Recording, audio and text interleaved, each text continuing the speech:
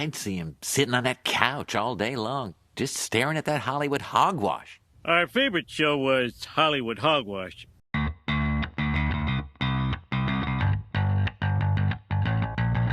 Hey everyone, welcome to another episode of Hollywood Hogwash. I'm Andrew Pisano, along with Josh Reese and Aaron Rosa. What's up? I'm ready. And you know what? It's a great day because it's Face-Off Day. It is Face-Off Day. How can you put into words how good this movie is? It's jaw-dropping. Look, This movie was the 90s. This movie came out when I was 10. I think it was 96, right? 96 or 97. Mm-hmm. So I was like 10. And when I saw this, you know, I wanted to be a film director, actor, writer, direct. You know, I basically wanted to be Quentin Tarantino before I even knew who he was. So this film is what killed the dream. Not at all. When I saw this movie, I said, wow, I hope I could grow up and I could make a movie this good. That's what I thought as a 10-year-old seeing this movie. You were like, I hope I can have the same Dove budget that this guy has. Oh, absolutely. Look, here's the thing. In 96, everyone thought this movie was fucking awesome. For sure. Everyone thought this movie slapped, like the kids say nowadays. This was a 90s movie. It was a 90s movie for sure. I mean, no one thought it was overacting and terrible. Everyone just thought it was awesome. Because this was back when America was awesome and you could make movies like this and no one thought it was dumb. It's like, yep, that's awesome. And watching it back, I mean, it's the best, worst movie of all time, I think. Correct. Right? For sure. Yes. Like, it's so bad that it's fucking good. It's amazing. I mean, there's movies like Fast 7, which is one of the best, worst movies of all time. But is it bad? Is it so bad it's good? It's just, it's so good, it's good. I mean, like, you could make that argument, but I laughed throughout this whole movie. Yes. But it's so entertaining because of how insane it is. There's just so much joy in this movie. It's so fun. It's even though it's such a very dark. It's such a perfect storm of insane and stupid and Nick Cage, and it's just perfect. And it's full of one-liners. Yes. Like a great 90s movie is, you know? Right. Like I would say Independence Day is a legitimate good movie, you know? Like it's a great popcorn movie. There's nothing like you go watch it back and you're not like, oh, that's stupid, you know, like this movie. It's but a classic. You're not laughing at Independence Day. Sure, there's jokes that you're laughing with, but there's so many moments in Face Off where they're trying to be serious. Nicolas Cage and John Travolta, they cast the two biggest over actors in the history of the world. And each one of them continues try to overact each other. And they also hired the biggest over director of all time in John Woo. Mm-hmm. Yeah. If there's a way to make a scene land, he will find it. Yeah. So no, this movie is amazing. I mean, I would also say like Armageddon is kind of like, you know, in that range where it's so bad that it's good. Really? I would put it more closer towards Independence Day. I would say Armageddon's more good than bad, but it you know, it is pretty. The whole premise is ridiculous, wow. And we probably have to review that one day. Is it? That might be the way the world ends, Andrew. I mean, this is maybe too easy, but this is more The Rock, and I mean, obviously, it's more The Rock. This is more The Rock. This is just like a slightly dumber The Rock. Yeah. Yeah. Well, slightly. I would say maybe full dumber. I would say way dumber. Oh, okay. All right. I mean, Nicolas Cage isn't. This is full Cage. You know, like this is 100% Nicolas Crazy Cage. Like it's Cage face. I feel like this movie is Dumb and Dumber, but if it was serious. Yeah. If it was serious and trying with to be serious and with guns. You probably could replace both actors on each film, right? And do that. Imagine like Jim Carrey, right?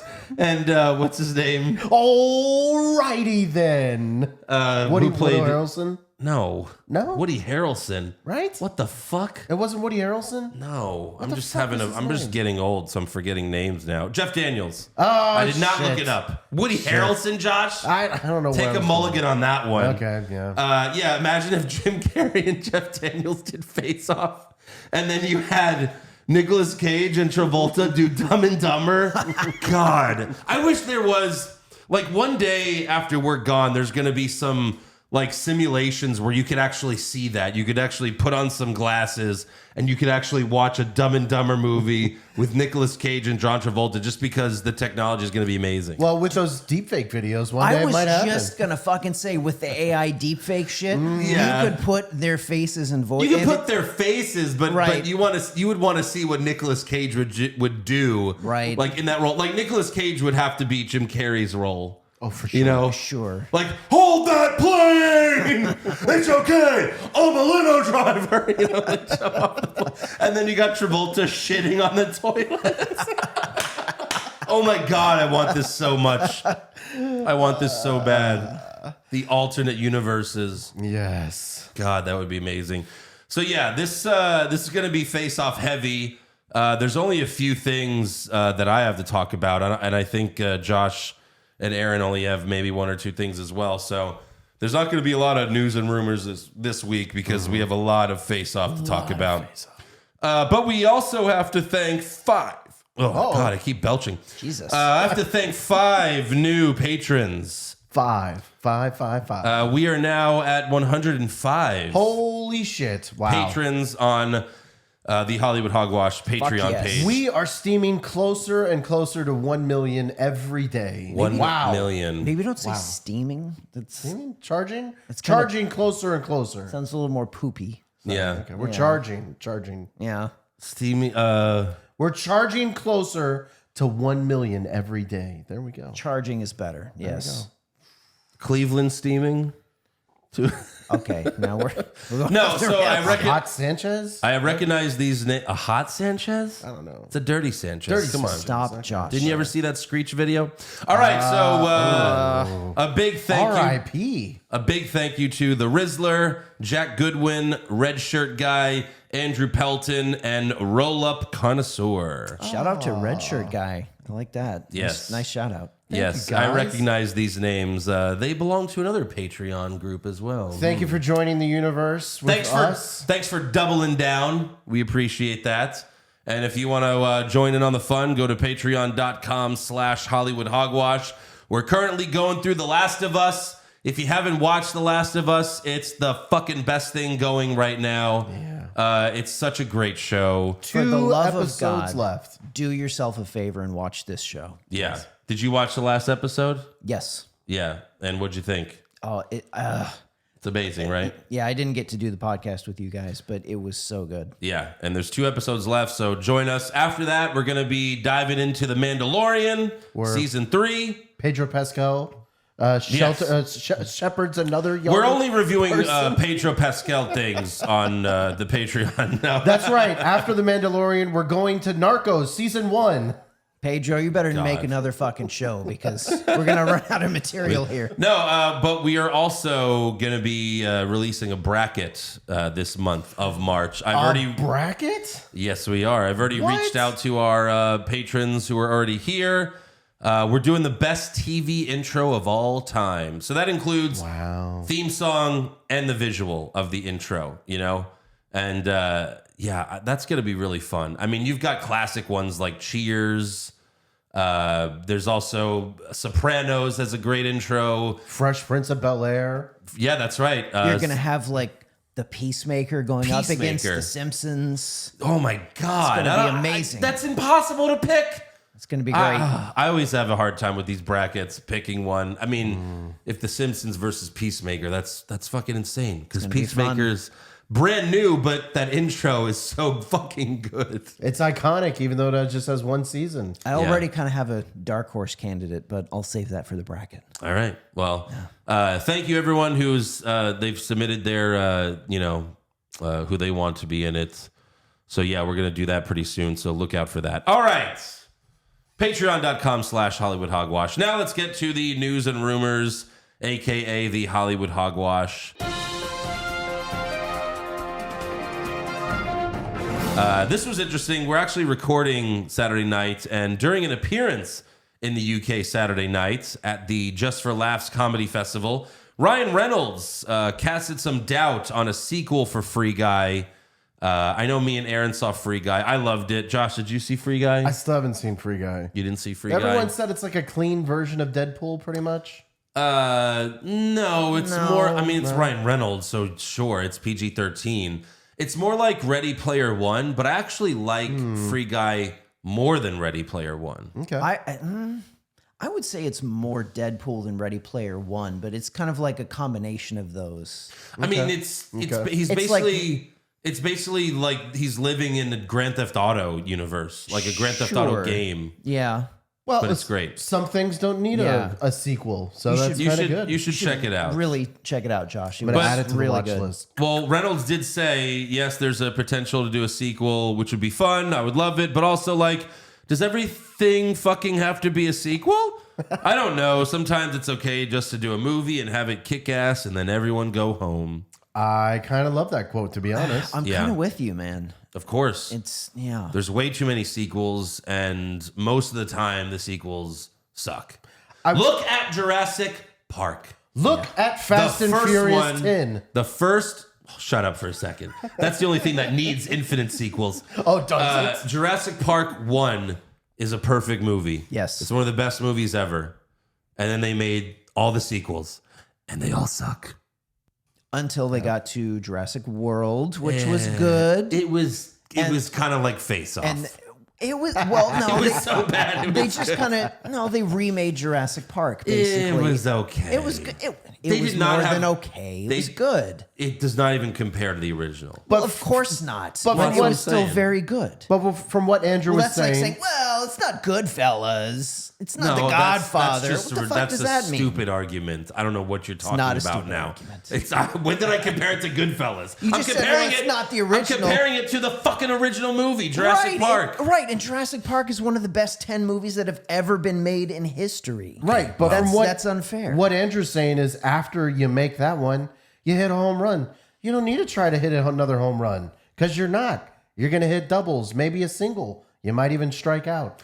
Even if you like Jurassic World, the characters in that movie, like the action was cool with the dinosaurs and the parks finally open. Those kids sucked. Every character in that movie was fucking annoying, except for Chris Pratt. He's the only one that wasn't like just worthless. I agree there. Yes. Well, see, that's my point. I mean, the first one you had Jeff Goldblum, like all the characters in that first one were good. Even the annoying kids were good. Sure. You know, that's my point. Is a lot of these sequels are terrible, and certainly they've made how many Jurassic Park sequels now? I mean, and most of them are terrible. That's my point. Fair enough. You know. All right. So yeah, agree with Ryan Reynolds. I don't think we need a sequel to Free Guy. If you saw it, the ending is perfect. Yeah. And making a sequel would just ruin that ending, and that's something that they do with a lot of movies. I mean, the trust me- first Matrix is a perfect ending. Yes. It did not need a sequel, Yes. and they made 3. Yes. That's where I'll fight you. I loved all 3 of the Matrixes. Loved them all. And the 4th? Well, the 4th, I don't really count as a Matrix movie. Okay, but What does that the even first one fucking mean? the first one had a perfect ending. It didn't need a sequel. You can agree on that. I agree on that, but I wanted to see more of that universe. I never really wanted to see more of the Jurassic World universe. Well, it was Jurassic Park at the time. Jurassic Park. Yeah, Park World, whatever. What are you talking about? You must have been like 8 years old when Jurassic Park came out. I'm sure you were like, when's the next one? Nah, I wasn't a dinosaur guy. Oh, they scare you. They Oh, it's were too terrifying. scary. They were terrifying. wasn't Yeah, for a real. dinosaur guy. Yeah, have got you seen scared. a Tyrannosaurus you. Rex? Have Fuck you seen a you, Tyrannosaurus Rex? Are you Those kidding things are me? huge with teeth the size of arms. They can crush. No, thank you, sir. Josh, just say T-Rex because you can't say the actual name. Tyrannosaurus Rex. Just say T-Rex if you can't say it. Tyrannosaurus Rex. We need I a said wrong it buzzer. perfectly. No, you did not. Perfectly. All right, let's move on. I didn't know this would cause so much trouble. Jesus Christ. Yeah. All we said was Ryan Reynolds doesn't want a sequel to Free Guy. And we all agreed. And then we got all the way to Josh not knowing how to say Tyrannosaurus Rex. Tyrannosaurus Rex. Wrong. All right, so while speaking with Total Film, actor Taron Egerton, he's the one that played Elton John in that movie in Rocket Man. Oh, okay. He was also in the first 2 Kingsman movies, you know, the good ones. Yes. Oh, right. He responded to the rumors of him playing James Bond, which that to begin with is ridiculous because Like in Kingsman, he's basically playing James Bond. So for him to play James Bond in that and then to do it again as actual James Bond would be redundant. But he said, I think they've already got someone and it's not me. I never really, I mean, he's not very big. No, he's very short. Yeah, I couldn't imagine it being an actual James Bond. Yeah, me either. Hello, I mean, my name is Pint Size 007. Right. Yeah. I mean, what's so weird is like, where the fuck has Michael Fassbender been? I haven't seen him in years. And I always thought he would be a perfect James Bond. He would. Yes. He's Dude, bulking up. He's bulking up. He's I think getting I've ready. said this before on the show, but in X-Men First Class, when he goes to Argentina and executes those two fucking Nazis in the bar, Yes. and he's got the gun and he's pointing the gun, pew, pew, like that was such a James Bond scene. It was so fucking good. The way he held the gun, I was like, holy shit, he's James Bond. He would be a great James Bond. I never thought of that, but that's great. Yeah. I would Great love to see casting, that. Andrew. Great Thanks. casting. It's probably not going to be him, but we'll see. It's just weird because if you saw the last one, it doesn't even make sense to keep doing it. But whatever. Yeah. It's a franchise They that gotta- will never die. Well, but... All right, look, it's been a year and a half.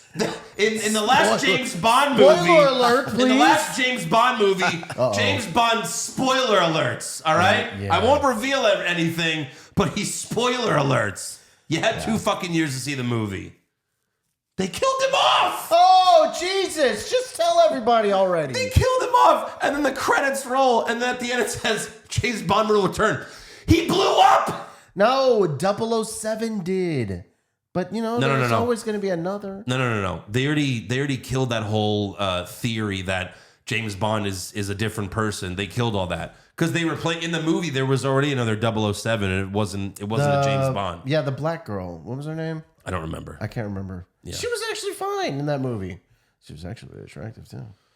The thing about these James Bond movies is like they always look good on paper. The trailer looks good. You've got Daniel Craig, and then they get a really great actor like Christoph Waltz, or And then they barely use them. and then they're barely in it. The last one was good, and then what was the guy? What's his name? Remy Malek. Remy Malek. He was good, and then he just it was such a flawed movie at the end. Yeah. Like it was like, wait, he just kind of just gave up for no reason. Okay, whatever. Spoiler alert. It was shut the fuck up already. They just don't seem to get that they need to just step back and wait like 10 or 15 years. Yeah. Because there's nobody just chomping at the bit every 3 years for another James Bond movie. I mean, They always do well. there's a few of those people out there, but they need to just step back and just take a break. Yeah, take and a beat. But they people- won't, because it always makes money. The movies always do well. Yeah. The thing is, like they need Marvel some movies. great directors to make Bond movies. There were rumors that Tarantino was going to do one. Obviously, that didn't happen. There was rumors that Christopher Nolan was going to do one. Could you imagine? It'd be the best James Bond movie of all time. Christian Bale is James Bond? Well, I mean, that's not Well, it wouldn't necessary, even- but It wouldn't even be a James Bond movie if Nolan was doing it. well, I mean, it would, but he would just make it better. Like it would actually be like an interesting story and very interesting characters. But yeah, unfortunately, James Bond is just probably going to be what it is, what it's always been, which is great action, but like not a great story and like just Fucking a lot of ladies. well, sure, yeah, and cutting away when the penis is inserted. Oh, that's Anyways. true. Yeah, very true. Moving on, Deadline reports that actor Jack Kessie has been cast to play Hellboy in another reboot of the franchise. Another reboot. I know, it's crazy. Yeah. David Harbour played Hellboy in 2019, and that was not well received, so they're doing it over again. How did that not work? Did you see it? I did. The Did you guy. like it? I didn't see it. I don't remember a ton of it. Wow, that's not a good. That's it's not a probably good not a sign. good Yeah, sign. it's been a few years since I saw it, but you've got Harbor, who everybody loves from Yeah. Stranger Things, Right. And I think most people liked the original Hellboy movies. How did that Ron not Perlman. work? Yeah. I don't know. They've been trying to figure out Hellboy for so long, and they just haven't been able to get it right. Jack Kesey is best known for his role as Black Tom in Deadpool 2. So he's not a well-known actor. He was that white guy in the movie who was named Black Tom, and then Cable accidentally shoots him, and Ryan Reynolds yells, "You killed Black Tom, you racist!" It's a very funny movie. Funny moments in the movie. But yeah, moving on. So this is very interesting. In Northampton, Massachusetts, officials have greenlit a plan to create and install 4 Teenage Mutant Ninja Turtle themed manhole covers to celebrate the fact that the franchise was originally created there. Like, that's a weird reason. Well, the guy thought of it. He was living here when he thought of it. Interesting. And to pay for it, the town is using $20,000 of their COVID relief funds that was intended to help rebuild the fucking town. And they can get away with it because it's for manhole covers? $20,000 for rebuild? Teenage Mutant Ninja Turtles. That's How fucking funny. stupid are you, really? I like the Ninja Turtles, but that's stupid. What are they going to do? It's just going to be manhole covers and they're going to pay some artist to fucking draw on it? Yeah, and what a distraction that is, because people are going to be like, gotta take a selfie. Yeah, like people are going to go to Northampton just to take a photo of the manhole cover and then leave. You know what? I don't need to go to Northampton. I'll just see the photo online. And I'll be like, that's it. I don't need to go to Massachusetts for that. From Google Images. Is the manhole cover going to explode with water and Ninja Turtles are going to pop out? No. I think I'll be okay. This is where the turtles were born. What a- underneath this manhole cover. What a stupid waste of money. Such a They're stupid like, idea. we've got $20,000 in our funds. I mean, it's just sitting there. What are we going to do with it, guys? Put that to anything else. There's only one place that anybody wants to see those manhole covers, and that's in New Yeah, York. that's where it takes place. In fucking New York. That's where it takes place. Such a waste. Not in Northampton, Massachusetts. That's fucking crazy. Fucking Patriots fans. What are you going to do, Well, while you're talking about Teenage Mutant Ninja Turtles, I know me and Aaron had something we were going to bring up. It was the list for the new Teenage Mutant Ninja Turtle Mutant Mayhem movie. The cast list has been revealed. Now, Yes. just to clarify, this is still going to be a cartoon. Yes. Yes. And it's Cartoon. it's being produced by Seth Rogen. Seth Rogen. And I think he's writing it. writing it as well. And it's supposed to come out in theaters this year, August 4th. Oh, wow. So it's pretty interesting. There's a lot of people. John Cena is going to be in it. I know people are about that. He's going to play Bebop and Rocksteady. What? He's both? Both. Okay. I mean, you've well, also- I don't think that's right. That's all right. He's not playing both of them. John Cena will play Bebop and Rocksteady. I think that article's wrong. He's not playing both of them. Okay. No way. Where was your research, Aaron?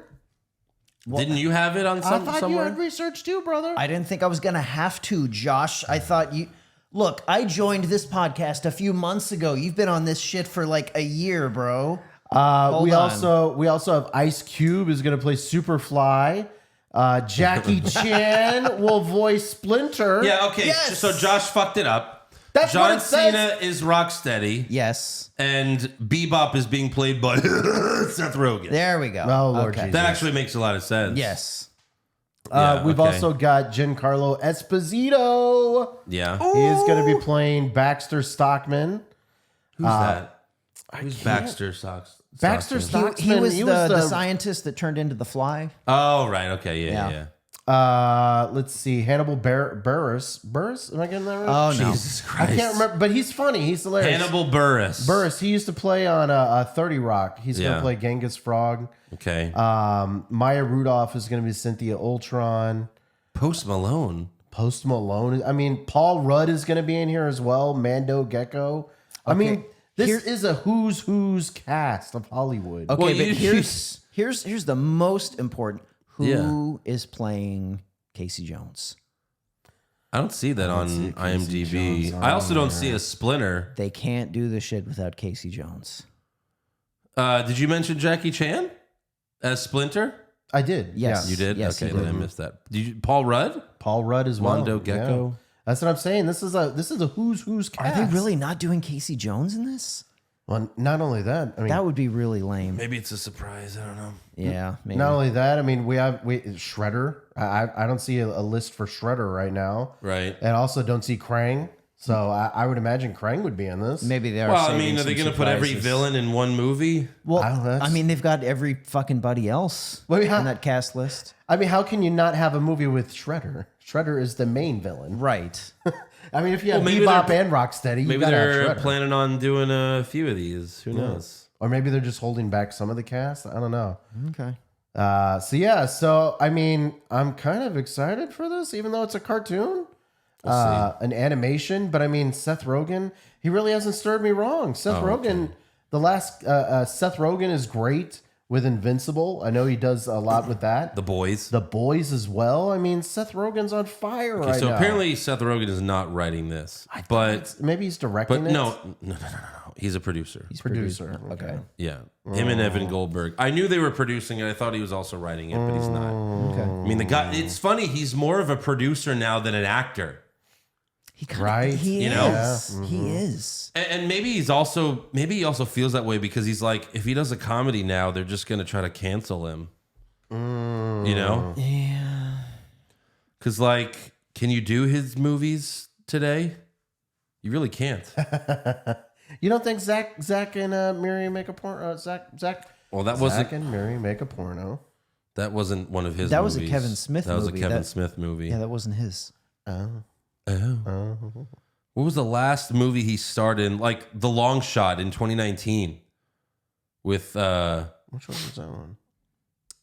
with Charlize Theron. I haven't seen that one yet. That one's pretty good. But like that's like the last big movie he starred in 2019. I don't So- remember that movie. He might be done. I don't know. He's one of the best. But yeah, we'll see what he does with the Turtles. Anything else, Josh? I did have one last thing. So after the success of Cocaine Bear, we're going to be getting another jacked up animal in theaters or streaming service near you sometime in the future. From the people that brought you Sharknado, they're going to be making Meth Gator. Yes. Well, okay, Meth hold on. Gator. If it's the Sharknado people, at least they'll fucking give us what we want to see. Yes. You know? Do you think Tara Reid will be in this movie? I hope not. Please, God. Meth Gator. I imagine it'll be similar to all the other Gator movies they've made. I could just make Meth Terror Reed. That is Meth Tara Reid. Yeah. That is Tara Reid at this point. But yeah, so it's kind of interesting. It looks like we might be getting more animals on drugs. Well, I know Elizabeth Banks said she wanted to make a cocaine shark movie, right? Nope. You're done. Nope. Didn't she say that after this? Yeah. Oh my Nope. God. You're but done. I mean, it was so. Come on, Cocaine Bear was terrible. No, I'm still not going to get that. So our fans agreed with me. A lot of them loved Cocaine Bear. It was a fun romp through the woods with bear escapades. That's fine. They can like that movie, but I am not going to watch any more of that. No. Then finally, actor Tom Sizemore died in his sleep on Friday at the age of 61. He had suffered a brain aneurysm on February 18th. So I guess that's what led to it. Yeah. That sucks. He was a mess. Well, he was always a had problems with mess. drugs. Yeah. Problems with drugs, problems with domestic abuse. He was a mess. I think the two movies I remember him most for Saving Private Ryan, of Yes. course, and Black Hawk Down. I know a lot of people remember him from Heat, but Heat and Natural Born Killers. Yes. He was great in both of those. He was one of those guys. I didn't realize he was in Passenger 57. He was one of those guys that every time I saw him, I could swear he was in a Tarantino movie, but I don't think he ever was. So Tarantino wrote Natural Born Killers, Okay. but he didn't direct it. Yeah. And I think let me find this out real quick because Seymour. Yeah, so he was Scagnetti in Natural Born Killers. He was Detective Scagnetti. In Reservoir Dogs, when Mr. Blonde, when they show his backstory, Right. They were like, "Who's your parole officer?" And he says, "Seymour Scagnetti." Oh, that's so that's Scagnetti supposed fuck. to be Scagnetti's brother Ah. from Natural Born Killers. Yeah. Interesting. Okay. So I always thought that was a cool little thing by Tarantino, how he connects his films. Wow. Well, rest in But peace. I know that they changed a lot of Natural Born Killers from the script to what the actual movie was, so much so that like Tarantino refused to see it. But I still like the movie. I like Natural Born Killers. I thought it was good. And, that was like Woody Harrelson's breakout movie. So, yeah. That is all we've got. So now it's face-off time. Yes. Face-off! Face off. Me and my friends... Okay, thank you. Me and my friends loved this movie so much that we made a parody of it when we were in high school. And I still have the video. Wait, are we getting that uploaded? I really shouldn't. You don't want to make that a Patreon special? I mean, I could if you guys want to see it. It's the stupidest thing you'll ever watch. I kind of want to see this. It's the dumbest thing you'll ever watch in your life, but to me it's hilarious. To me and my friends, I was Travolta. My friend Steven was Nicolas Cage, and then we had our friend Eric play everyone else because it was just the three of us. So like every scene where like someone's just getting shot, it's just Eric. Like he's just getting shot, and he'll play like the wife, and he'll just like put something over his head to look like it was so dumb. And that's what actually became the inspiration for Eric clones. Because I was like, what did we have? We just have like Eric clones like playing all the different roles, and then we're like, oh, let's make an Eric clones thing. Wow. And I mean, you guys can watch that if you want. Just Google Eric clones on YouTube. Some really stupid shit, but maybe I'll put the face off. We called it the face off director's cut. If you guys want to see it. But I will, again, it's the stupidest thing ever. That's amazing. Yeah, that's how much we love this fucking movie. Especially since I know the people now. I know Steven and Eric. Yes, you do, yeah. The movie opens it feels like a dream sequence, like Travolta's dreaming. Like it's got like that weird glaze about it, and we've got Travolta and his son, and he gives him the face waterfall, which, you see 50 more times in this movie. And that's one of the easiest things to make fun of is the face waterfall. Oh, for sure. They do it so often.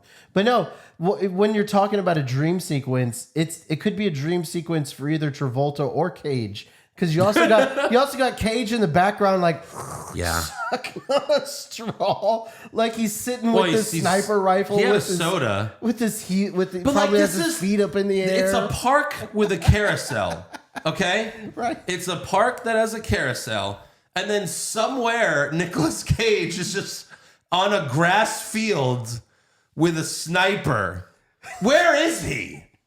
Because they never show like really how far he is from Travolta. He needs a sniper, but apparently it's this giant field. I just like picture- he's gonna assassinate JFK. right on the grassy knoll. Yeah. I don't know. For some reason, like that scene, I just pictured Travolta like this. Nicolas Cage like this in the background, just waiting. And also, Cage playing Castor Troy has a mustache. And I think they just did that to be like, well, we have to show that this was, years ago. Right. So, of course, years ago, he would have a mustache. And then 4 years later, he doesn't have a mustache. What was it, 4 years later from the shot? Something like it was that. It was like 3 or 4 years, something Right. like that. But, like, he has the sniper rifle. He could have just walked up and shot Travolta in the head, like point blank. Like, there was no like, Travolta was on the carousel. He was not... thinking about anything else. Like, he just walked up, bam, shoot him in the face. But no, he's got to snipe him. And, I mean, the first minute of the movie, a fucking 4-year-old kid is dead. Yeah. Dead, bam, 4-year-old kid is dead. That is some fucked up shit. And that's how we start. That's how we start the movie. 90s action. And, like, Cage could have just finished Travolta off right there. But he just watches. He's like, oh, I killed his son. Well, I guess he's had a bad enough day. I'll leave. Also, when Travolta grabbed his son, it was so obvious watching it now that it was a doll. Like that wasn't a real person. Yeah. Like before he gets shot, that's a real kid. But then later when he goes, "Ah!" I guess they couldn't get the kid to stop moving. So they just were like, put a doll there. Couldn't do the dead arms. No. Yeah. So then we fast forward a few years and we see Castor Troy planting a bomb in the, the LA Convention Center. Yeah. And that has to be the longest timer on any bomb ever. Right. Who puts a bomb in there and sets the timer for 23 days? 23 days? This is like, what? It's so fucking odd. I could understand maybe 12 hours Get out to of get there. out of the city. Right. But 23 days, that's Even so random. 2 days. 2 days. 2 days. I want to get out of the country. And I have to... Next month is fine. I get maybe his idea was like, I'm going to plant this bomb. I'm leaving the country. Then it'll go off in 3 weeks. They possibly won't think, they're not going to think it's me. I've been gone for 3 weeks. That's Yeah. my alibi. I mean, I Even though like the software has my name all over it. So yeah, he's also dressed as a priest to sneak into the LA Convention Center. Although you don't really need to sneak in. I mean, everyone's there. Yeah. And there's a choir of children. That was creepy. And like you first see Cage and he's all dancing to their singing. And then he has an orgasm while grabbing a teenage girl's ass. Yeah. Hallelujah! Hallelujah! And then he's like, and he just fucking comes in his pants, grabbing her ass. It's the classic Nicolas Cage face. Oh, yeah. Well, that's one of the more popular Nicolas Cage memes for sure. Like, I mean, he's full Cage. That's what you call it, full Cage. This whole movie was full Yeah. Nick Cage. Yeah, but it was crazy. Like, I know we're gonna get to it later, but like everyone was Nick Cage. Yeah. Everyone was being full Nick Cage in this movie. It's fantastic. So they get on their plane to escape, and what's weird is that FBI agent woman is there. She's in the plane already. Mm-hmm. So she knows where Castor Troy's gonna be. She was already there. So why is Sean Archer and the fucking entire FBI late if they knew where he was gonna be the entire time? Right. But they're fucking late. Not only that, why doesn't she just try to stop them herself? Well, she was too busy sucking his tongue. Right. It's so confusing. If I were to let you suck my tongue, would you be grateful? And then he sticks his tongue out. It's so fucking gross. And she went right for it. She didn't even think about it. What's also hilarious is like every woman in this movie is so into Nicolas Cage. And he's never been considered like this great looking man. But I mean, come on. This hot stud Nicolas Cage. But he's got the charisma. No doubt he does this in person, right? Probably. Also, like his brother's watching him make out with this chick and he seems to be into it. I thought he was pounding in the background. Pollux Troy is very creepy, and yeah. I think he's watched his brother fuck before. Probably. Yeah. So Sean Archer shows up. He's with his partner Tito in the car, and he's driving towards the plane. And he's playing chicken with an airplane. And Tito's even like, "You're playing chicken with an airplane?" But of course, Sean eventually, pulls off. Well, you know why he pulled off, right? Why? Because Castor Troy put the FBI woman in the front, and so apparently Castor Troy, Sean Archer could see. Right. He's like, "Oh fuck!" Well, didn't he know she was in there? He knew, but he didn't know until he put her right up in there. Oh well, if I crash into the plane, then I'll die. That FBI agent was terrible because she's like, "Freeze, FBI!" It's like, just shoot him. You're the FBI. Right. This guy's a domestic terrorist. Like, just shoot him. Bite his tongue. And Pollux Troy stops her. Yeah. She's awful. Weak. One of yours, Sean! And then he has like another mini orgasm. He's like, and he shoots her in the back. She goes falling off the plane. So sad. Then Sean manages to get in a helicopter. And the plane's still like on the runway. Like, what is taking so long? This runway is 10 miles long. It's almost as long as the Fast 6 runway. That's right. But he gets in a helicopter and he's like slamming on the top of it to stop the plane from taking off. Then finally, Sean shoots the engine. The plane crashes into a hangar that explodes with beautiful fireworks. Right. So weird that there was a fireworks factory right there at the airport. Very odd. Very crazy. And then Castor Troy jumps out of the plane. He gets his 2 golden guns, jumps out of the plane sideways, and shoots some cops in midair. These were the guns from the unbearable weight of Nicolas Cage. The unbearable weight of massive talent, yeah. Massive talent. Wow, they connected the universes. Well, yeah, that was the whole point. Wow, that's crazy. Pollux Troy gets arrested. Sean and Castor face each other. Face off for the first time. There's so many face-offs in this face-off movie. But that's not it, because they're also going to have their faces off. See, it's a double entendre. You get it? You didn't get it. They point their guns at each other, which is always funny in these movies because in real life, they would just both fire at each other immediately. You don't like point each other. Yeah, that's just not how it works. And again, Cage here was amazing. Travolta's like, shut the fuck up. You watch your fucking mouth. And then Castor pulls his trigger, but it's empty. So Castor gets on his knees and he's like, I think you better pull the trigger because I don't give a fuck. It's just this like his weird mannerisms and stuff like that. It's so I'm ready amazing. for the big ride, baby. I could picture him doing that. It's just so crazy. His last words apparently. Yeah. It's so crazy. Right. It's a callback for later in the film. Oh, right. Yeah. And then Castor Troy pulls out a knife, but Sean kicks it and pushes him in front of a jet engine that just like made him fly like 50 feet or whatever. It would have melted him in real life. Like that's where his face should have melted off. Right. The actual face off. And then we would have to rebuild his face.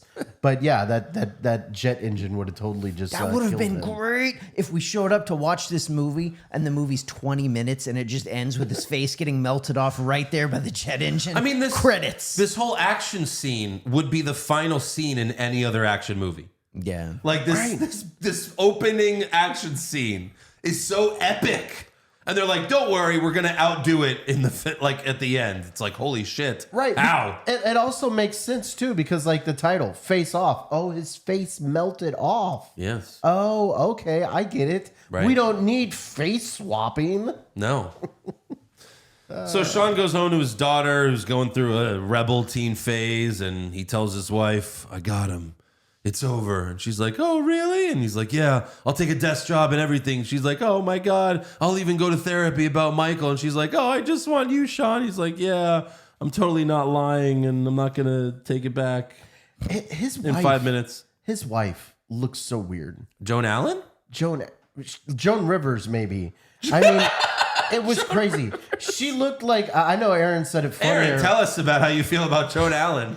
Look, this woman is so strange in this movie because at the same time, she looks both 60 and 37. She really does look 60 years old in this movie. I can't tell how old she is in this movie. I looked at a recent bizarre. picture of her and I was like, holy shit, she looks more attractive now than she did in this fucking movie. It's crazy. Yeah. She probably is 60 now. She was born in 56. So. But yeah, it's crazy. Like you said, Aaron, at 2 times, she looked like she was a grandmother and also someone that was also like 37. The other I strange mean, like now thing- she's 66. Yeah. Right. Yeah. The other weird thing was she's supposed to be the wife of an action hero in a 90s movie. Right. And like this whole movie, she looked very matronly and she was dressing like a grandma. And it's like, Right. this is not action movie stuff. This is odd. Yeah, every other 90s action movie, it's like just a gorgeous woman. A supermodel is like his wife waiting at home. Yeah. Right. So back at the office, they find out about Castor's bomb, but Pollux won't talk. He says I'll only talk to my brother. And he does that creepy thing with his pinky. He's very weird. Oh, yeah. He's a nerd. Nerds are weird. They are 90s. weird. Yeah. So some woman that works in the FBI tells Archer, I have an idea. And that's her first plan. Like, they talk to Pollux Troy for 5 seconds. He's like, oh, I'm talking about... Like, torture him. Cut off his fucking creepy pinky. I bet you he'll tell you where the fucking bomb is. Right. He's supposed to You're be the FBI. He's supposed to be this great FBI man. And, they apparently have 26 days. They're like, we only have 26 days. Guantanamo, bitch. You got to take your face off. Sorry. We have Yeah, exactly. Guantanamo existed during this period. No, we can't send him to Guantanamo. We got to take his face off. So they go and they show. Archer thinks Castor's dead. Then they take him and he's like, oh, you're keeping him alive. Oh. And then the doctor explains the science. Yes. To Archer. Magic? You? The magic? The mad. That's right. That's more accurate. The magic. Might as well have been from Hogwarts. Yeah. They're like, yeah, I learned this in Hogwarts. Essentially. Bing a boom, you're switched. By the way, they're different blood types. Yes. How would this work? Well, I mean, They would be dead instant. Like you'd be dead. I don't know You're about different instantly, blood but- types. They would be dead very soon, for sure. They even bring this up at multiple points in the movie. Right. So Sean, at first, he's like, no, this is fucking crazy, because obviously. So he questions Castor's girlfriend, played by Gina Carano. She was smoking hot back then. Yeah. Gina Gershon. Gershon, Sorry, yeah. not Carano. Jesus. Gina Gershon. She's attractive. Too. both yeah. hot. Yes, exactly. Both hot. Interviews her and her brother, who's, he's like, hey, Sean, how's your dead son? And then what an Sean asshole. responds by almost shooting him in the eye. So he's like, no, I heard something about the 18th. And that's it. I guess that's how they know that it's 26 days, right? Something like that. So Sean goes back home to tell Joan Allen that he has one more mission. And at first she's like, no, but then he just face waterfalls her until she relents. She's like, no, you told me. Oh, okay. It makes sense now. Oh, it my makes God. sense. Just stop doing that. It's so fucking annoying. It's full of germs. That's not good. I mean, it's so many calls to touching faces here. It seems like everyone has to touch someone's face in this movie. It's a movie about faces, Josh. We should just start doing that with Josh. Like, hey, let's go to bar A tonight. No, let's go to bar B. Josh. Yeah, but then we'd have to touch his face. I don't want to do that. No, go ahead. It's fine. I exfoliate. So he decides to go through with it, and Sean's partner, Tito, he's like, don't go through with this, Sean. I changed my mind. I heard Castor's got AIDS. He's like, you're going to get AIDS. No, he didn't say that, but it would have been great. He probably should have. It might have scared him straight. You're going to wear his face and get AIDS on your face. Yeah, Fuck, Sean. The crazy thing about this too, because CCH Pounder pointed out that he's a vegetable. Who? CCH Pounder. Okay.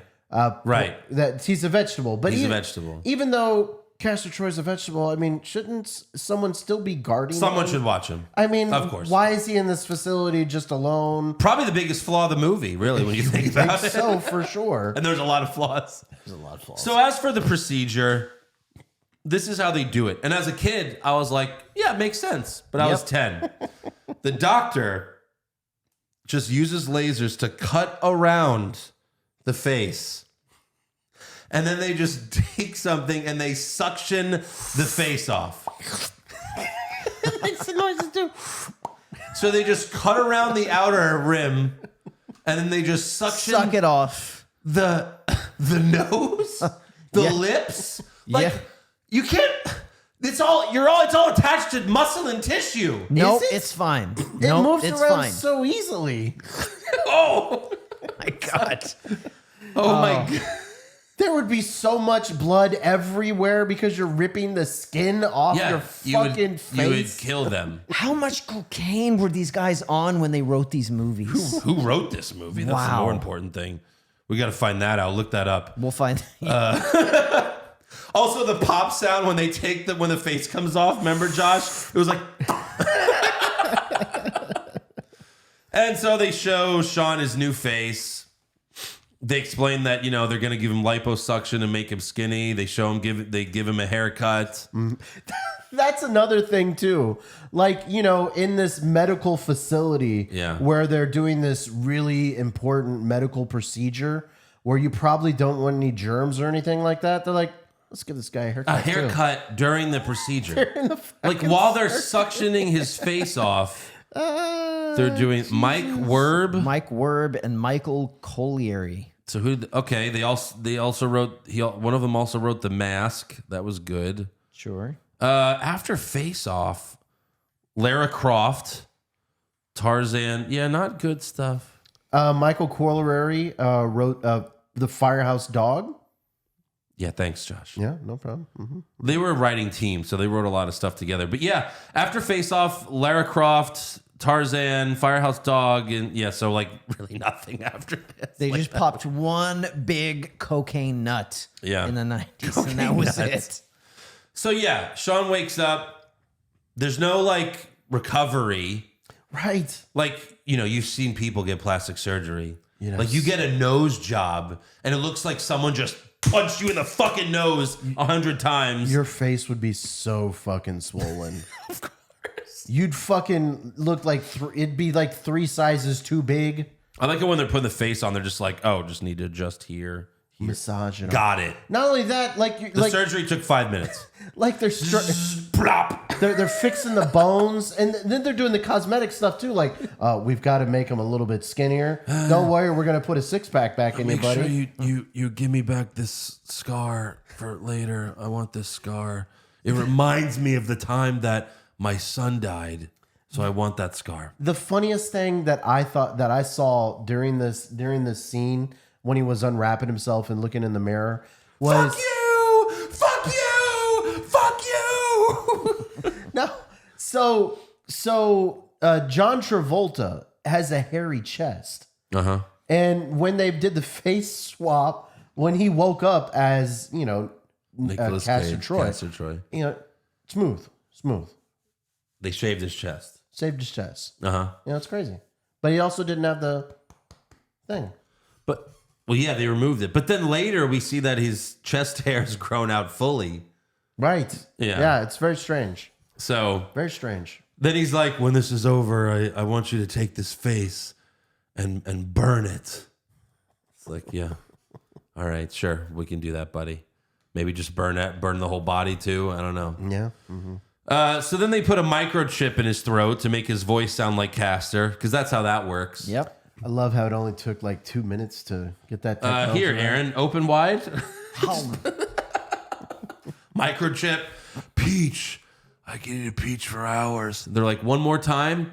Peach, I can eat a peach for hours. All right. Ding, ding, ding. We did it. All right. We don't have to use this confusing technology anymore. Got him. That was easy. So then Sean as Castor's put in prison with metal boots to keep him from running. It's this very, very high security prison. Mm-hmm. And instead of cameras to watch the prisoners, we see the guards looking at monitors. And the monitors just have red and purple dots. Mm-hmm. That's it.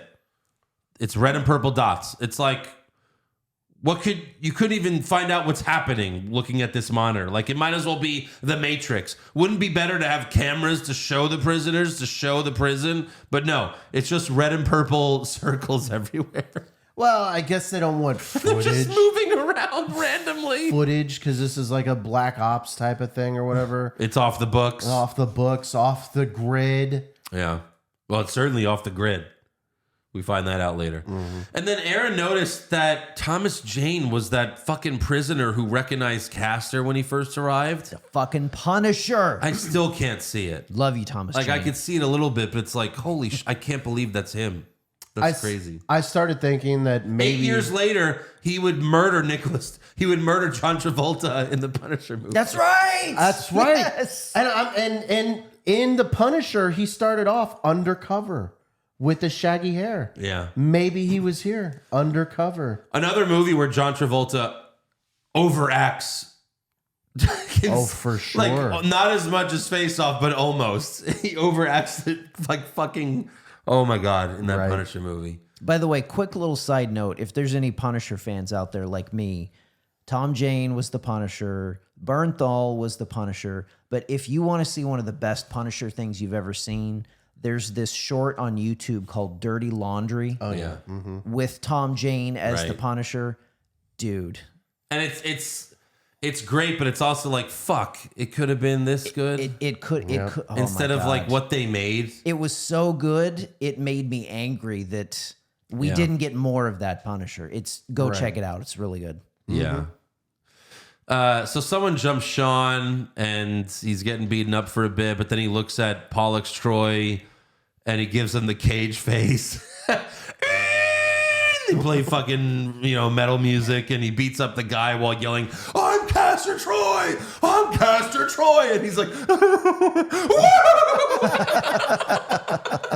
he goes from crying to like screaming and Fucking amazing. So many Nicolas Cage emotions all in one scene. oh yeah. And it just goes from like insane to crazy and insane. Like that's the range. That's his two ranges. Yeah. Meanwhile, Castor No Face Troy wakes up. Again, no one's there to watch him, and he's fucking like his fucking weird ass scream. Like he's a fucking walker from Walking Yeah. Dead. It's cool, 'cause we're gonna deal with it. Oh yes, we're gonna deal with it. And then his boys get the doctor, who's like, "What do you want?" And this is actually a legitimate cool shot because you see, you don't really see Cage's no face, but you see the reflection through the doctor's glasses, and you just see Cage, and they put ketchup all over his face. Right. I guess he's like, "What do you want?" "Take one goddamn guess." That was a great Pretty good. moment. Fucking one of the fucking best good. lines of the scene. So back to the prison. Pollux Troy somehow doubts if his brother is really his brother. Right. So he's like, "What was my medication?" Like he's testing him to make sure. He's like, "Well, only you would know what medication I was." But Even Sean though Archer, this looks like my brother, and I Yeah. have no idea that face transplant technology exists. I don't know if you're really my brother. yeah, Right. Like, why would there be any reason for him to doubt that it would be him? Right. of course. So then, he gets the medication right, and Pollux is like, "Oh," they're talking like Sean's baiting Pollux into telling him. He's like, "Oh yeah, when that bomb goes off, it's gonna be great." He's like, "Oh, I guess the LA Convention Center will have to do." And then Sean's like, "Thank you. You're so fucking pathetic. I can't believe you didn't know that this is me, Sean Archer, who took your brother's face. I fooled you by knowing what You medication. fucking idiot. How did you not fucking know about Black Ops technology, you fucking shit? How did you not know about face-off transplants?" You idiot. Yeah. You almost sniffed me out. So then they tell Sean, "You've got a visitor," and it's him, Castor Troy as Sean Archer, aka Travolta, playing Nicolas Cage. Fucking It's the greatest part of this movie. My God. Ooh, you good looking. You hot. Fucking as the doors open, he's got the newspaper Yeah. up to his face, playing so coy. Oh, so great. How did he not win Best Actor for this performance? So, Jesus. no fucking shit, right? It's like looking in a mirror, only not. But you were in a coma. It's not like having your face taken off can wake you up or something like that. And then Castor tells Sean he killed the doctors and his co-workers who knew. So you're going to be in here for the next 100 years. Fucking amazing. And you see them getting, set on fire and everything. And then he's like, "Oh, I've got to go. I have a government job to abuse and a lonely wife to fuck." Oh my God. I mean, make love, make love. So then Sean starts choking Castor and he's like, "Die!" Until the guards beat the shit out of him. Yeah. And I think the best point to be made about these performances is that when Travolta had to take on Nicolas Cage's character, he committed and decided to be Nicolas Cage. Right. When Nicolas Cage has to play Sean Archer, He can't he do just it. continued to play Nicolas Cage. That's what I meant. Everyone was doing Nick Cage. Like that's not Travolta's. No. That's not Sean Archer. That's And Castor that's- Troy, that's what's Nicholas so Cage. And great. that's why this movie is so fucking good, because we got two Nick Cages. Yeah.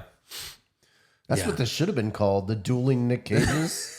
If they could somehow, it's both movies or both characters are just Cage. They're twin brothers. So then Castor Troy drives home to Sean's home, but he drives right by his house because, you know, give me a break. Every house on this block looks the same. You know, but then I saw you, Eve, that 60-year-old, 30-year-old going on 60. I saw my grandmother. And at first he likes her, but then he checks out Sean's daughter in her underwear because we all know Castor Troy likes underage girls. It did seem like, but you know what? You know what? He was very respectful in this movie.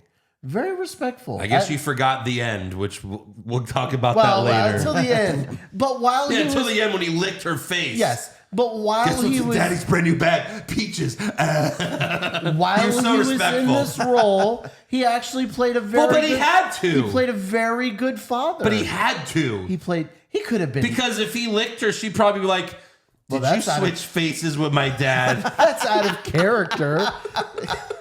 I'm just saying. Hold on a minute. Very respectful. This is bullshit. He's got to play the character. Papa's got a brand new bag. Ow! And she's like, yeah, all right, cool. She's fine with it because he lets her smoke. Yeah. And then Castor gets his brother out of prison. Sean tries to tell the guard about the bomb. John Carroll, played by John Carroll Lynch, who's been in a bunch of fucking movies. But he doesn't believe him. He just steps on his hand. It's like, that's fucking mean. What an asshole. Made you glad he got burned alive in Volcano. What a fuck. Right. That's right. So Castor tells Pollux to confess. This has got to be not a plot hole, but just stupid character, like just dumb character motivation. He's like, oh, confess to the bomb's location. And then Pollux is like, what about our $10 million? And Castor says, what about when I become an American hero by stopping the bomb? What's that worth? Thank you. Next question. It's like, not $10 million. What that's worth is a regular ass job making about 60, 70K a year. Right. And you didn't, that's why you're a criminal, is you didn't want that fucking life. Listen, Exactly. in about 30 or 40 years, it might have started to pay off and he might have started getting a couple $1 million. Yeah, maybe get a 401k. Maybe eventually you'll get Start He's like, investing in 2 some or 3 stock. million. Pollux, I'll get a pension. And then we could just live in a 1-bedroom apartment together. Pollux, I'll have a pension. What's that worth? Huh? Jesus. And like Pollux is like, yeah, you're right, bro. Sounds good. Fuck the $10 million. No, let's split one government salary between us. That'll be our retirement. Not only that. That's such a stupid. I'll be an American hero. Yeah, for a day. And then they won't give a shit about you. Let's say this. Okay, that this plan actually worked out. Yeah. And you know, Castor, everything works out. Yeah. John Travolta stays in prison. Right. And you know, he lives with his wife and all that stuff. Yeah. How do they eventually how does Pollux become part of the family? No, that's the alternate ending where instead of bringing home the son, he brings home Pollux. Like, He's like, we've got a new son, and it's this 30-year-old fucking nerd. Pollux Troy, like, hey. Hey, And he's like, stepsister. hey, everybody. And then instead of the face waterfall, he does it with his pinky. He's like, pinkies everyone. Fingers everyone with his pinky. I love you, the 90s. So, Jesus. Castor goes to where the bomb is, and the fucking bomb squad guy's like, I can't fucking do it. I can't do it. This is the best bomb I've ever seen. and he's just like, all right, get the fuck out of here. And with 2 seconds left, Castor stops the bomb. Which should have rose maybe some questions, right? Like, Well, I think what you're supposed to believe here is that Sean Archer got Pollux Troy to tell him what the bomb code was. Right. You know?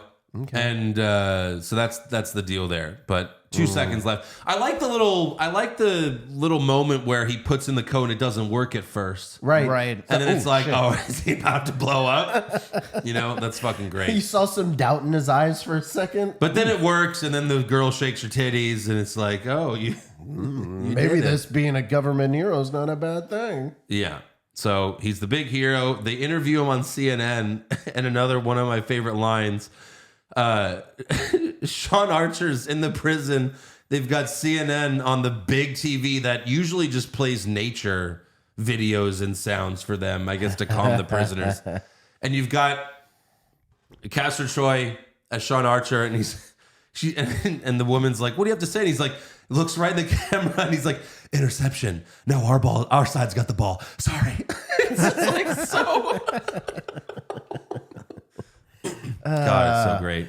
Interception terrorist. Right. We're winning. So Castor gets a standing ovation back at the office, and he apologizes for being an asshole for all these years. And then his assistant or his, secretary is like, "Sir, your wife's on line 1, the president's on line 2. Will you tell the president to hold?" And it's like, that's actually a legitimate badass thing to say. Right. Like that belongs, like that's a fucking great line. Like legitimately.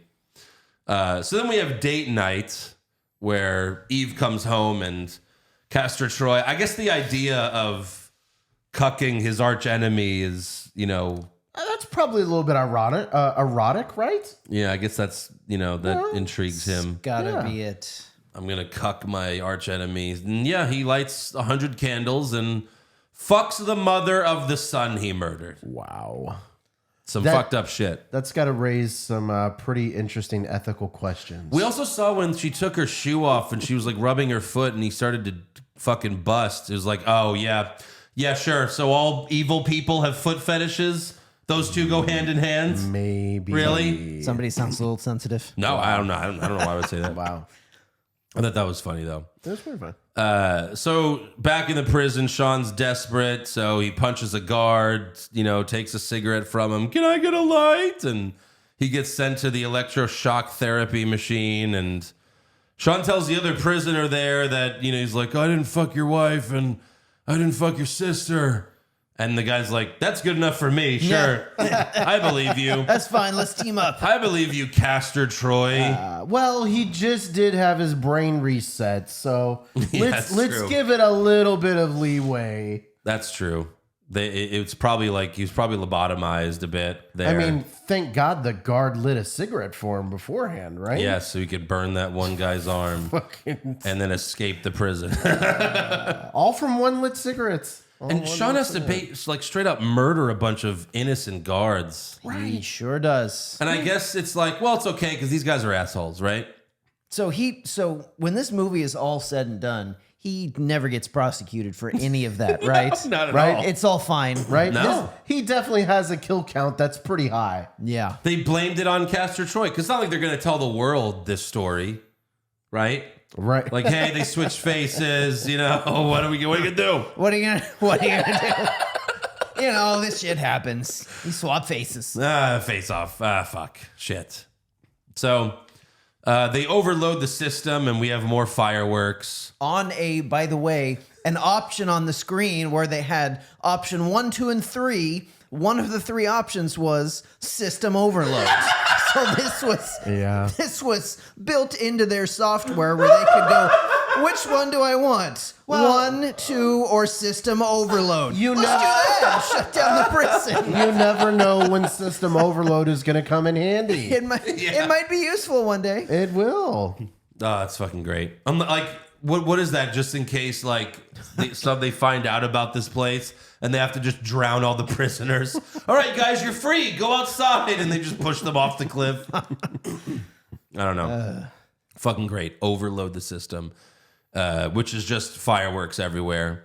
And then Sean really tries to save that prisoner after murdering all those guards, but he really tries to save him, but he falls to his death. Right. Well, he's the ultimate hero, right? Because he just murdered a fucking bunch of Oh my god! legit prison cards. So they have to give him one hero moment. That the prisoner helping him grabs an AK, and the one guard's like, "Hey!" And he's like as close as I am to Aaron. Just shoots him like 30 times. This is what I love about 90s movies is when you have kills like that, you'll have a guy with a machine gun, and one guy not even trying to defend himself is just like, just getting annihilated. It's beautiful. Yeah. So Sean gets to the roof to find out the prison is in the middle of the ocean. Damn. Oh, fuck. And the helicopter gunman couldn't hit him after firing thousands of shots. Even though he's trained. Yeah. So Sean dives into the water, and they're just like, okay, I guess he's dead. We can leave. It's fine. Let's go. That's like, fine. why not just wait 30 seconds? How long can this guy hold his breath for? Maybe 2 minutes max? Right. Why don't you wait 2 minutes and see what happens? No, it's fine. Not only that, It's fine.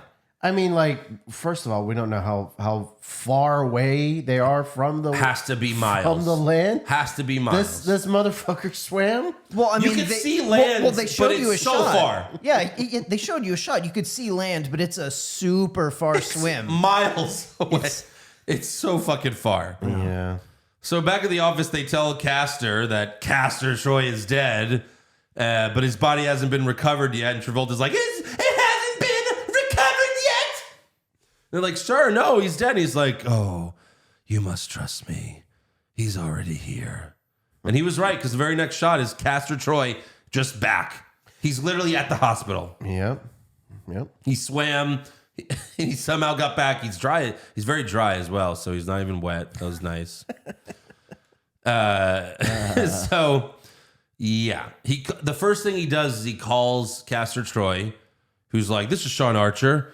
Well, if you're Sean Archer, I guess I'm Castor Troy.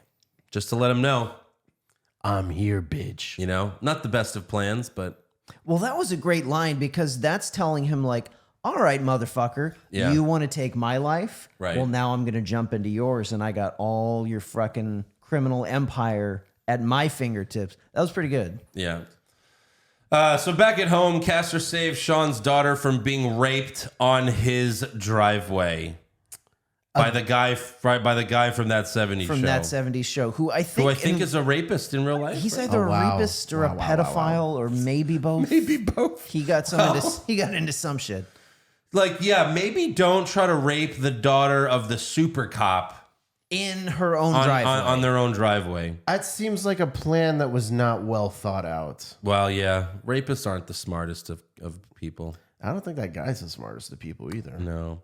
So Castor gives Jamie some much needed counseling and gives her some protection that will come back to haunt him later.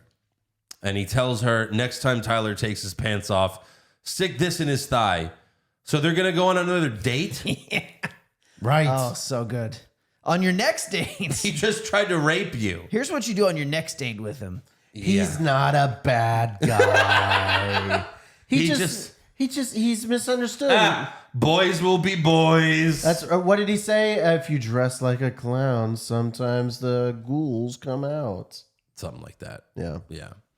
And then Pollux calls his brother to tell him that Sean's with his girlfriend because Pollux likes to watch. We know this. That's right. That's because Sean goes to his Castor's hideout and he gets Castor's golden guns. And then Sean gets high and tells the bad guys his plan and gives them way too much info. Like his fucking alarm code. Mm-hmm. He tells them his own alarm code. Mm-hmm. And then he laughs his ass off. How do you know They just that? go, Because I've been fucking his wife. I How sleep this man, with his wife.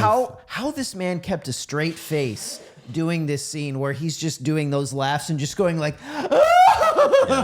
and not losing his mind. There's scenes like that in Bad Lieutenant, which is such an amazingly bad movie as well with Nicolas Cage. There's one scene in Bad Lieutenant where he's so high. He's with Val Kilmer and he sees iguanas and he's like, what are these fucking iguanas doing on my coffee table? And Val Kilmer's like, there ain't no iguana. Yeah, there are. There ain't no iguana. And then Cage hits him. He's like, what the fuck is that? It's fucking iguana. Like, it's so stupid.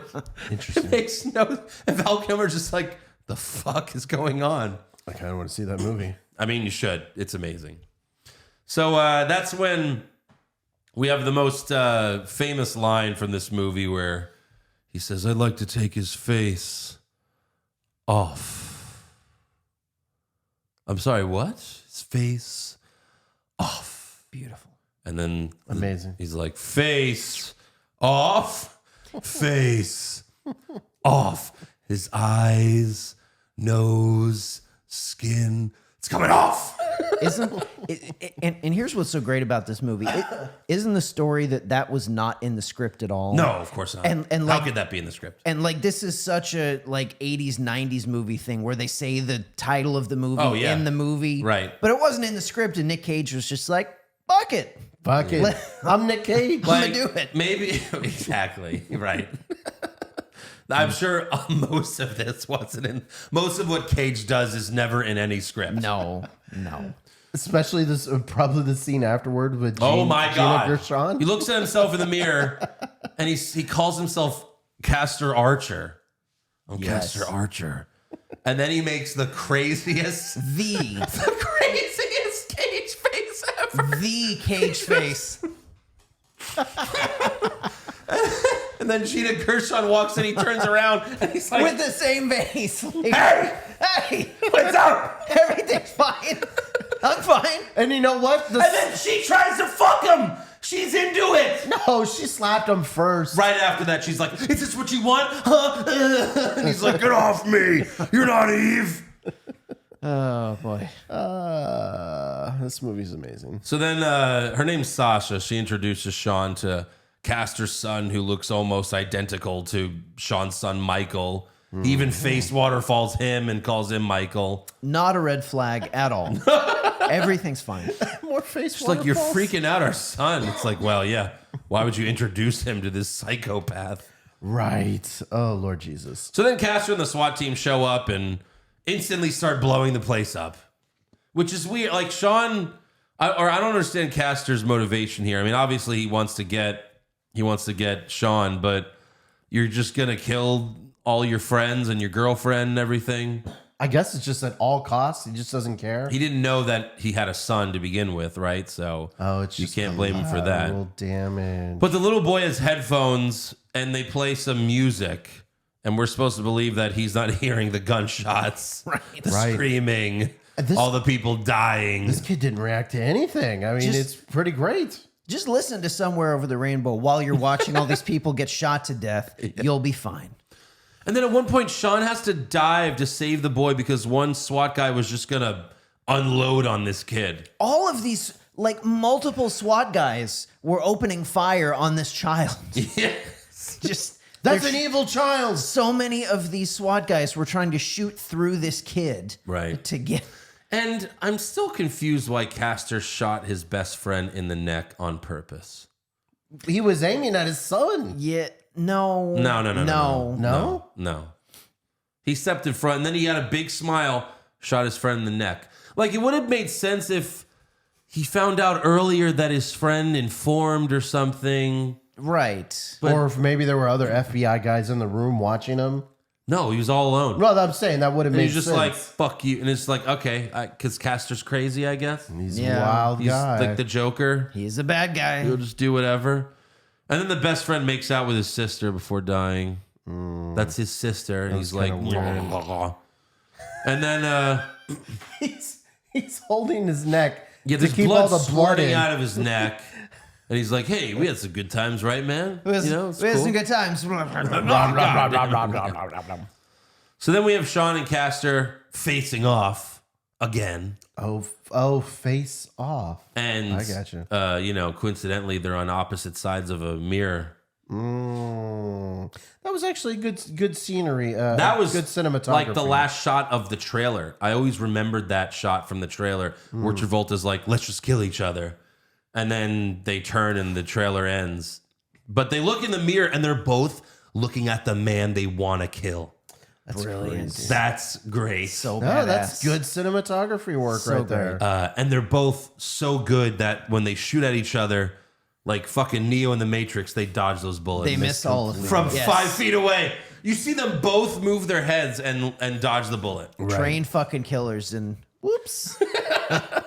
I know they had so many bullets and missed them so much. And then a few minutes later, Sean ends up like swinging on a rope on the roof and he hits Pollux and Pollux falls to his death. That whole scene's kind of weird. It kind of comes out of nowhere. I forgot why he was swinging on that rope to begin with, but he does. I guess just to catch Pollux? I don't know. I don't know if it really made a complete sense. And then Castor starts crying and the FBI guy's like, why are you so upset? It's just Pollux Troy. Bam! Shoots that guy dead. Oh, and then he was all sweet and tied Pollux's shoe. And somehow, even though he's supposed to be an FBI agent, that just murdered another cop. Yeah, with his registered FBI with gun. his registered weapon. It's like, nope, that's fine. That's not going to get tracked back to me at all. What do you mean? I'm in charge. What do you mean? I'll take care of this one, guys. I'm the boss. I'm fine. This is fine. I mean, basically, yeah, because after that, he murders the fucking chief for constantly busting his balls. That's He's right. like your classic, like really like 80s chief where he's like, oh, Sean, what are you doing? You're fucking blowing everything up all the time, goddammit. You never follow our directions. Blow half the city block. Blah, blah, blah. And he just like kills him. And then he's like, oh, call an ambulance. He's just had a heart attack. And then it's like, I don't know. Seems like he was karate chopped to death to me. Your fingerprints were on his face and his neck. Hey, sir, the autopsy came back. He was karate chopped to death. I don't know. Wow. I don't know CPR. I thought the karate chops would help. Right. Oh, yeah, no, it was a heart attack, all right. It was a heart attack brought on by too many karate chops. Oh, okay. I didn't know that was a thing. No autopsy on the head of an FBI department. No way. No time for that. Right? Just get to the funeral. Get to the funeral. So Sean goes home and he freaks out because he's got Castor's face. And Sean tells Eve the whole story. He's also like freaking out and screaming. And it's like, you're just making your wife even more scared. Right. And then he face waterfalled the photo of his son. Yeah. And then takes the photo. Eve that night takes a blood sample while Castor was sleeping. And she goes to the office to find out that the blood type was different from Sean's. And I guess that's the whole reason why they had different blood types, even though it makes this the face swapping thing even more preposterous. So, well, not only that. Okay, so John Travolta is now back in the house for a second. It's not Travolta. But you know what I'm saying. Sean Archer. It's Sean Archer. It's hard to keep up. Yes, Sean Archer is When you're back in the talking house. about it's like Castor, Sean Castor is back in the house. But okay, so he's back in the house, and he just doesn't wait for Castor Troy to come back. He just rolls. Okay, I'm gonna roll. Yeah, right. That's true. Just hide there. Just hide and When wait he for comes that home to go to motherfucker. fuck to sleep. Just fucking kill him there. That's a good point. Even if Eve Why doesn't, would- if Eve doesn't believe you, like, Right. tie her up. Still, why would you let this? Why would you let this man? I need in your you to house? believe me. I don't believe you. Okay, well, Fuck. I'm just gonna wait in the bushes until I see Castor Troy. Then He's like, well, he's gonna be home soon. I better go. right? I'm gonna go get pizza. I'll be back. That's a really good point. Fuck. Right, but I mean, even if he did do that, if his wife didn't believe him and no one else believed him, at the end of the day, he's Castor Troy that just murdered Sean Archer, FBI agent, and no one believes him. Well, I'd like to think that. but they can do the blood test after. Well, no, because they took the blood. Why would they bother switched the doing blood, it? Right? Why would they bother doing listen to it? me. Because what kind of fucking stupid story? Listen to me. Listen to me.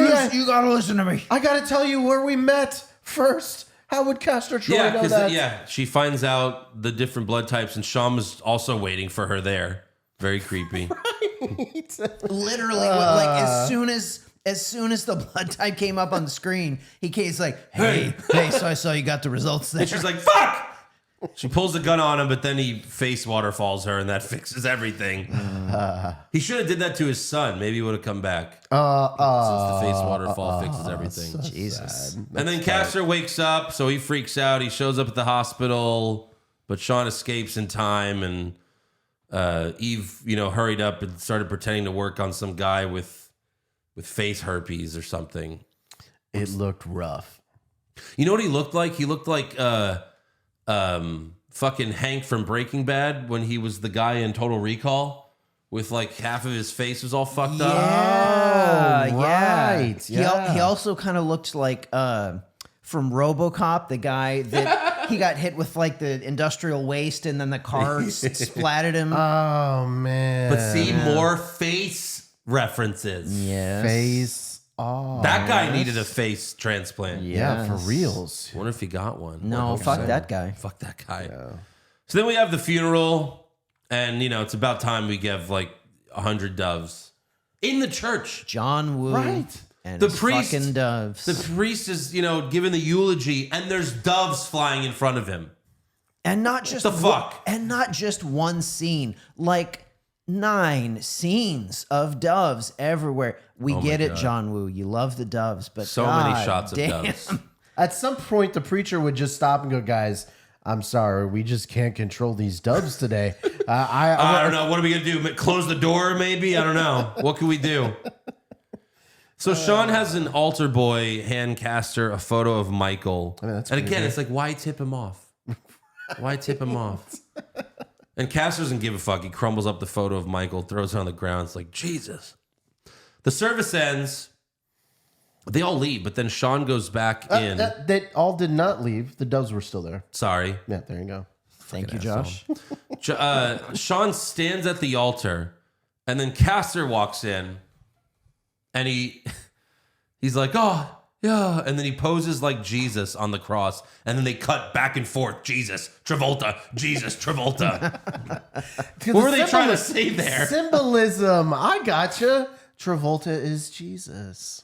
Yeah, but even at that point, he was a Scientologist. Well, it was just, not only that, it was weird because the scene before, they showed Jesus already. Yeah. I don't know. It was weird. It made me laugh. So Caster has Eve at gunpoint, and he's like, "Oh, Jamie's gonna be here too soon, But then Caster's girlfriend Sasha shows up to back up Sean because she thinks he's Caster. Then the bad guy that brought Jamie, he's like, she's like, "Put your guns down." He's like, "Why don't you put your guns down?" He's there. So like, we have everyone pointing guns everywhere. Right. Jamie's still in the car listening to music, probably. Yes. They all start shooting. Eve hits Castor Troy with a chair, and everyone dies except for the important people. Yeah. Castor, Sean, and Eve. Yeah. And Sasha tells Sean, "Take care of our boy. Don't let him grow up to be like us," right before she dies on him. And then they show the blood, and it's like, yeah, we know.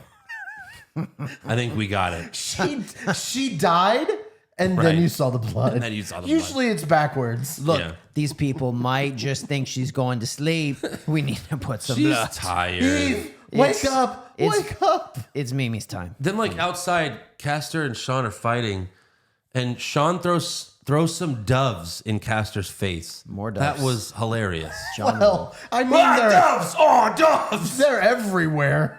It's true. I wonder if John Woo ever had a moment where he's writing a script, and he thinks to himself, "Okay, where am I going to put the doves in this fucking movie?" Well, that's all he does. And he never stops to think, maybe I've got a problem with doves. He maybe I shouldn't be trying to... He doesn't write the scripts because he's not the writer, but he does edit them just to insert doves. Right. He's like, "Well, I made some changes. It just says doves. It just says add doves." Every director has a fetish, Tarantino with the feet, and John Woo with the doves. John Woo loves doves. Loves doves. God. Yes. So then Jamie sees them fighting, grabs a gun, and she's confused at first. And Nicolas Cage as Sean Archer, he's like, "Listen to my voice. I'm your father." It's like, well, she probably just thinks you're doing a good impression. Right. So she shoots Sean in his arm, and then Castor holds Jamie, and that's when he's like, "We're gonna find out what's in Papa's brand new bag, peaches," and he licks her. Yeah, pretty gross. Yeah. And then Jamie stabs Castor, and he runs away, and Castor's like walking up to an FBI car, and they're like, "Oh, are you okay?" And bam, bam, shoots both of them. They're dead. And then, like, that's not enough. Like, we have a boat chase now. I know. Like, so much. Watching this movie the first time, I was like, what the fuck? Now it's a boat chase? Holy shit. This was full 90s, Andrew. This had everything. Oh, my God. Everything. We had 5 cops on a boat who were like, "Guys, stop it." They're coming at each other. Like, "Stop it right now. We have to open fire." And then Castor easily kills all 5 of them. He has an Uzi. They're all dead. It's like he had one of the Rambo 50 cals just dun, dun, dun, dun, dun, dun, dun, dun, dun, dun, with his little Uzi. Just fucking murdered all of them. Also, in case you didn't know, if you drive your boat into another boat, that causes that boat to explode, but you just like Fly right through it. Fly right through it. Get some nice air. Yeah. While the fireworks behind you go off. You just ramp right over it. It's great. They abused these stuntmen. Oh, man. Some of them had to have died. God, you could just see the stuntman like hanging off the side of the speedboats, just slamming in the water.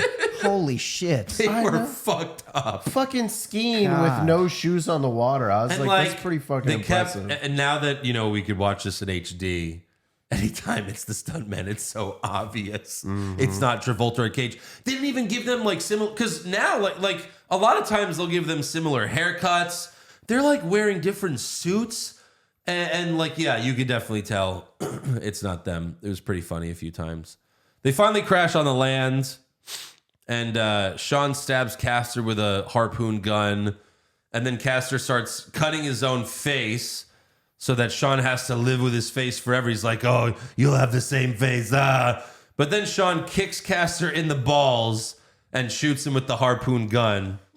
So his plan was to cut around his face and I guess like crumple it up and then throw it on the I don't understand. Well, he knows how the technology works, Josh. I guess. Josh, make sure you don't, because there's been times I've had a few cuts on my head and my whole face just starts falling off. It's terrible. So you got to be careful. I'm going to show this fuck. I'm going to cut it off. Just throw it right at him. I mean, if anything, he'd just take the knife and just start going. Well, because, when he was doing that, I was like, wait, isn't that where the doctor cuts? Right. You're just helping the process. I'm going to take my face off. Like, he should have just been, like, cutting his whole face all over the place.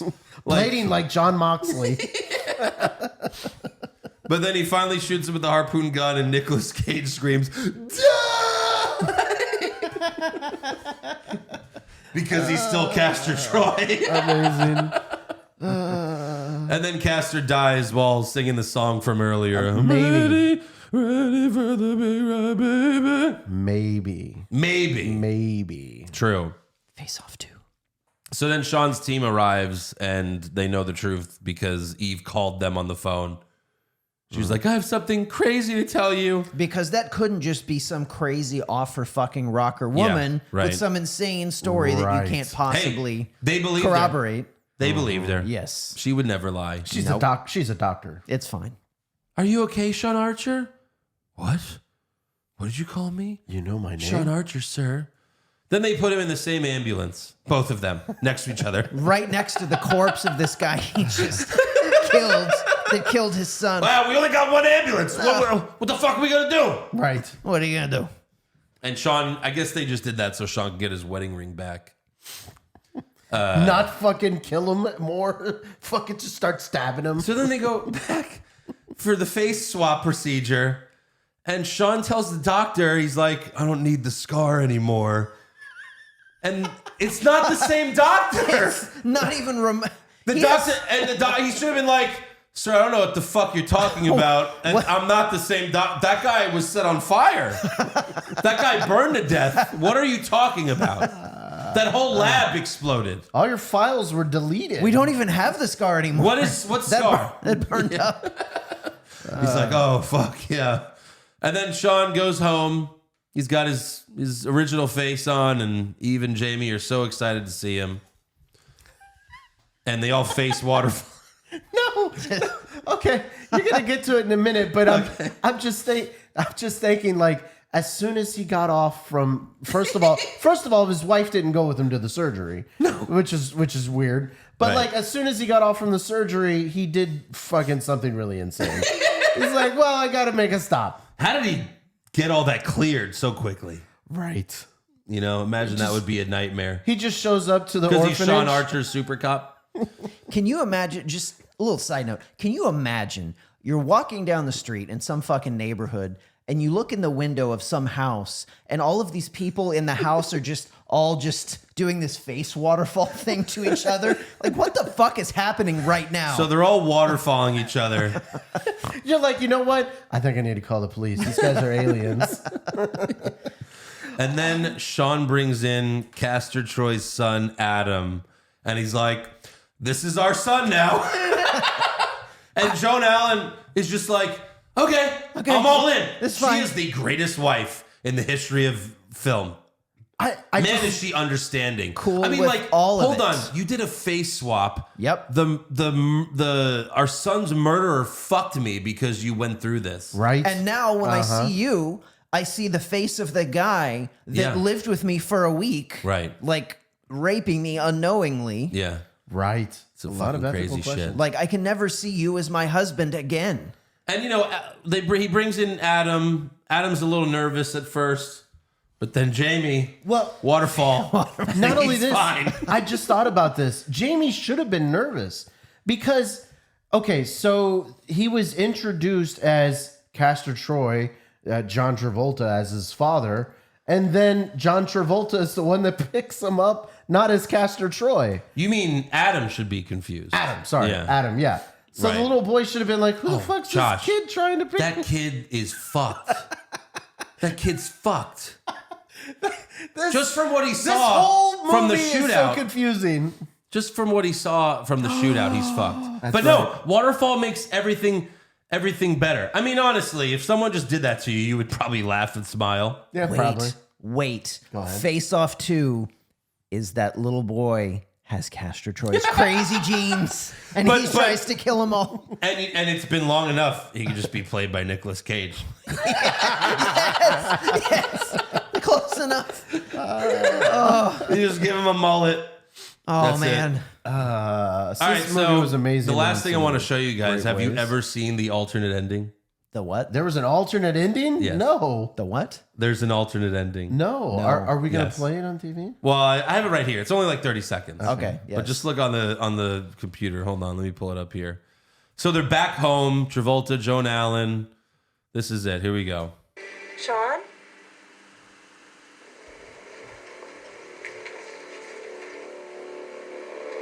Travolta's looking at himself in the mirror. He's kind of freaking out a little bit. Ah!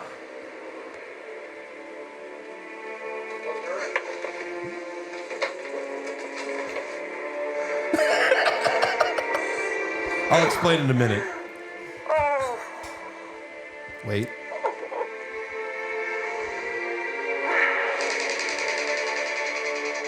Oh, he misses it. Why would you do that? He misses Why would it. you do that? Yeah, I think that would have confused All the right, fuck so out of let's people. go back. Let's explain what happened in case you're not watching. Travolta's in the bathroom, and Joan Allen goes to check on him. Travolta looks in the mirror and sees Nicolas Cage. And then Joan Allen walks in the bathroom, and she also sees Nicolas Cage in the mirror. Yes.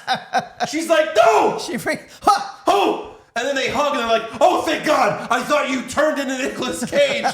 It's okay. And then they zoom in on Travolta's face and he gives this little smirk like, that's me, I'm Castor Troy. I'm really, I never left. Which makes no fucking sense. My essence is inside of him, even though we have different So what brains. happened? So I guess they were both put in the ambulance and then Castor Troy woke up, just fucking stabbed the shit out of Sean Archer, murdered him, and then got rid of the body, and then just went home and got his son. Jesus. I'm thinking what That's happened. hilarious. I'm thinking what happened was it's the No, that's the blood. cocaine. It's cocaine. So apparently that was actually the original ending, and it didn't test well. People were like, "What the fuck was that?" They were gonna end the movie. Jesus. I think they made That was that. Wow. That was going to be the ending. They had to be test audienced out of that. Wow. Both endings were insane, but that one would not have made any sense. makes no sense at all. Fuck. Instead, their choice was let's have a nuclear family. Yeah. Yeah. Wow. You know what? That could be the explanation for the sequel if they ever make it. It's like, well, no, that was Castor Troy the whole time. He lived with his family for 20 years. Jesus. While Sean Archer was, I don't know, frozen. We'll just say that. He was put on ice. So something interesting I was looking at. Yeah. A website called allaboutthebubblegum.com did a body count breakdown Yeah. for the kills in the movie. Sure. Castor Troy, as you know, Nicolas Cage and John Travolta, had 26 kills. 12 is Nicolas Cage, and 12 is 14 as Travolta. Sean Archer had 4 kills, and 4 of them were as Nicolas Cage. So I guess all 4 were in the prison. Well, and killing Troy at the end, right? Oh yeah, that one. If that counted. If that counted. Oh well, I think we're counting it for now. Also, Gina Gershon had 4 kills. Sure. Why not? Yeah, I thought that was pretty funny. That's good. Pretty interesting. Yeah. There's a lot of trivia we could talk about this movie. Apparently, I forget which way. Like, it was either as soon as they finished filming Face Off, Cage left the set and like went onto the set of Con Air the next day, or it was vice versa. I think it was Con Air, and then he went directly from Con Air to this. Con Air to this, which is just the best fucking story. Well, I saw that like his stretch in 1997 was just amazing. It was. Both movies came out. The Rock and Con Air. Dude, Nick Cage was on fire. I still remember. I don't know if you do. I still remember.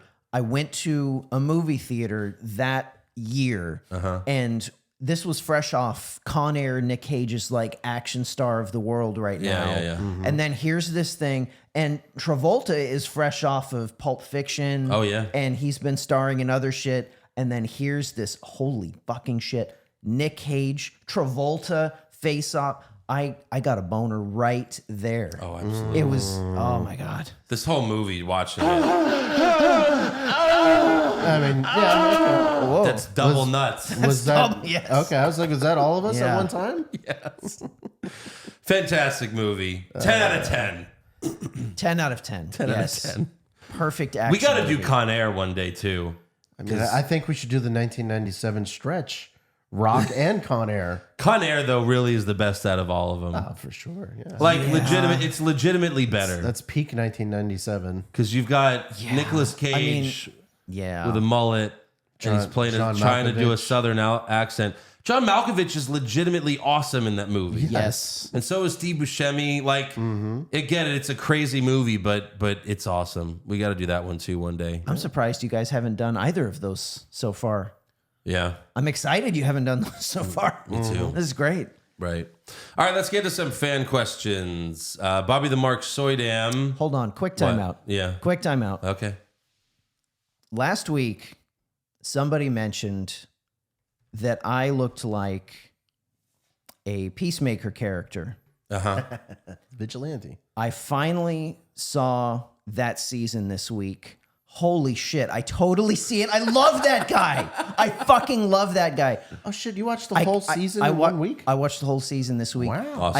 I can't remember who it was that posted that Yeah, last yeah. week. Thank you, because that guy's my new favorite fucking character. I love Vigilante's that guy. amazing, right? He's awesome. Yeah. He just wanted to be friends. Yes. And the fucking cameos at the end of the season were amazing. Oh, what a great show. So sorry for the side thing, but that was It's all right. that was fun for me.